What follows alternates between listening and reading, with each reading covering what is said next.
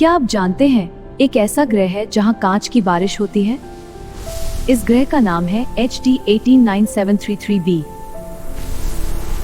यह पृथ्वी से सैकड़ों लाइट ईयर्स दूर स्थित है। यहाँ हवाएं 8000 किलोमीटर/आवर से भी तेज चलती हैं। और यहाँ पानी नहीं, बल्कि पिघले हुए कांच की बारिश होती है। यानी कांच के तूफान हर समय इस ग्रह को चीरते रहते हैं।